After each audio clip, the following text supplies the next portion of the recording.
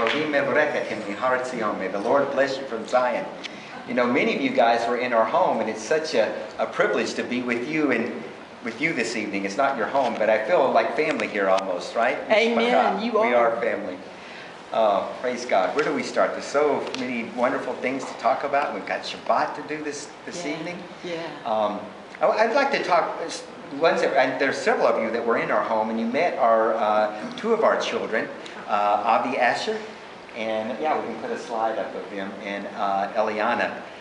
Maybe I'll start by telling a little bit about both of them, because it really ties into what the Lord's doing in Israel right now. Avi, as you remember, is in the army.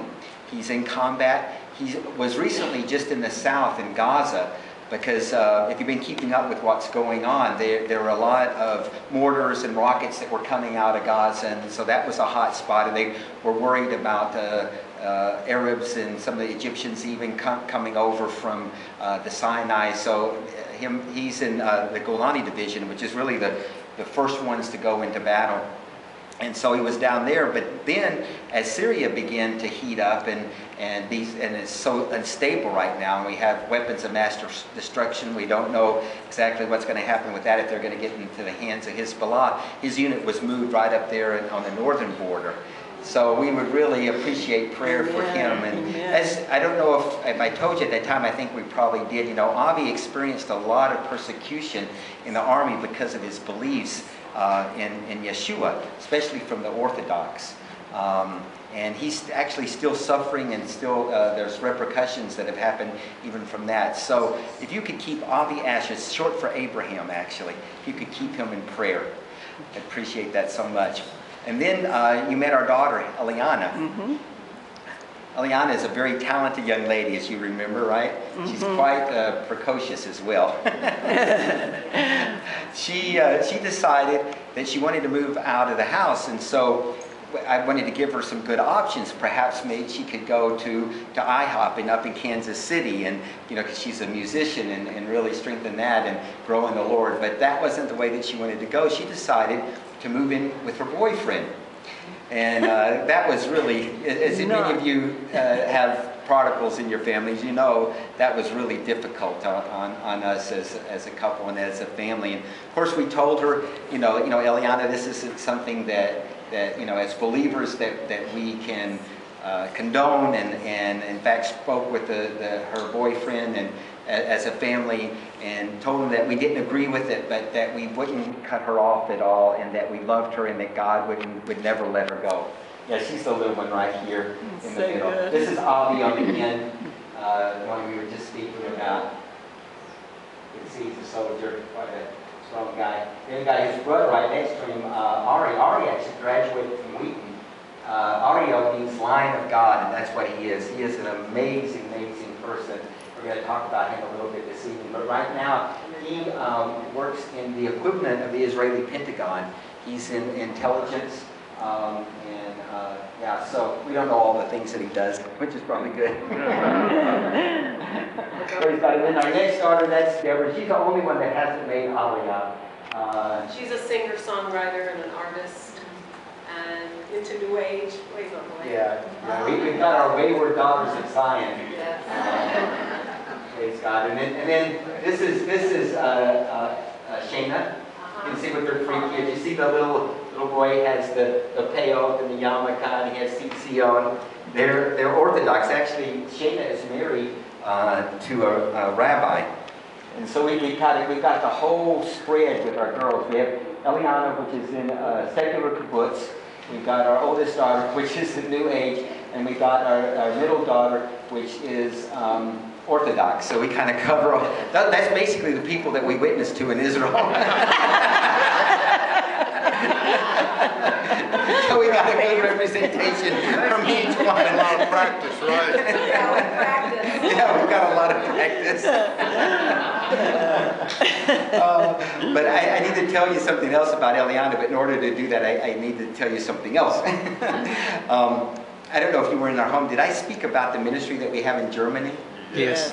Yeah, well, I'm just going to say that real quick for the sake of the ones that aren't here. I have some brochures I'll pass out real quick.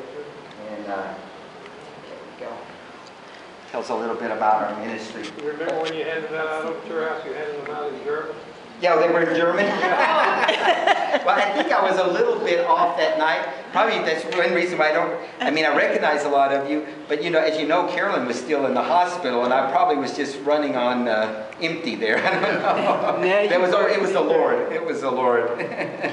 But I'll tell you just very quickly about Germany. The Lord called us there before we made Aliyah to Israel, and to help to bring reconciliation between Jews and Germans. And one of the ways it was to help to raise a congregation, which, I wanted to say something. Curtis, you really do my heart good leading the dancing.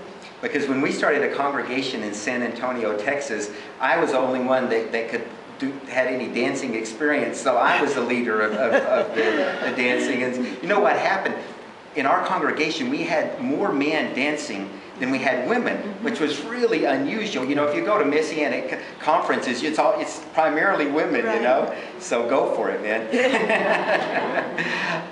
And so just to go back to San Antonio, that's what we did there. The Lord, just by God's grace, we were able to raise up a congregation there. And when we were in Germany, again, we were able to raise up a congregation. But the thing that has continued, and the thing that really has a huge impact, is the ministry in the schools.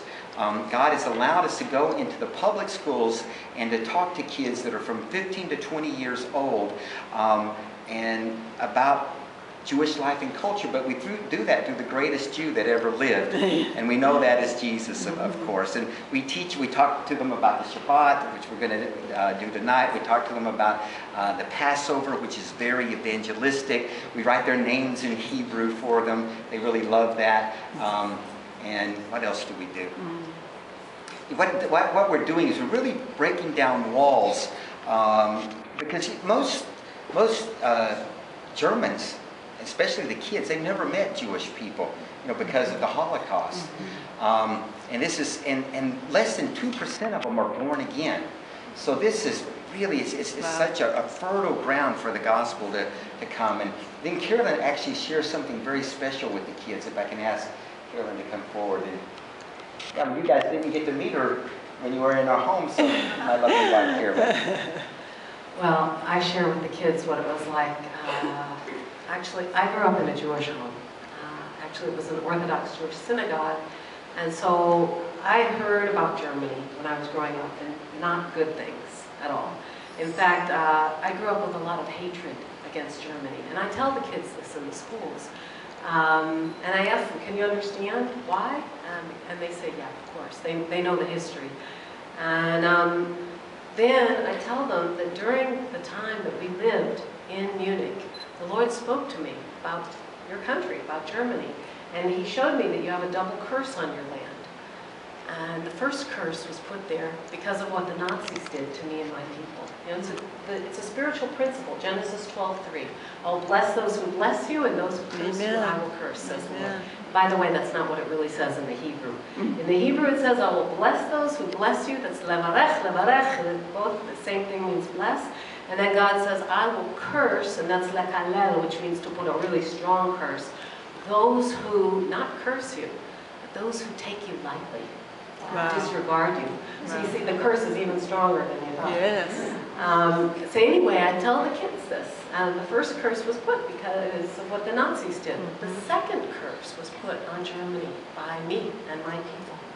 Because we, the Jewish people, have cursed Germany.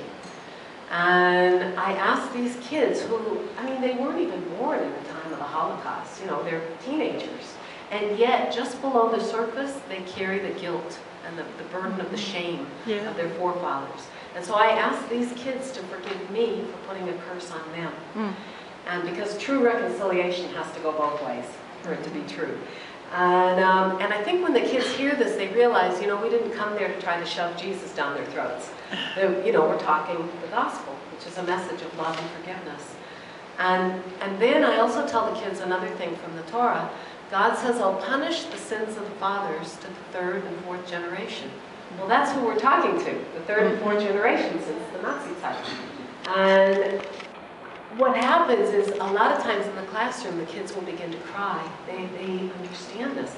And we tell them, if you want to break, you're curse breakers in your land. So if you want to break the curse in your nation, first you have to break the curse over your own life. And the way you do that, we tie it in with what we had spoken about earlier. Richard does a short teaching on Passover. And you know the 10 plagues in Passover? Those were really curses that God put on the Egyptians because of what they were doing to the Jews. Well, but there was a way out of that last curse. And you know it, you put the blood of the lamb over the doorpost of your house, and that last curse would pass over. Well, it's the same spiritual principle, because God is the same yesterday, today, and forever.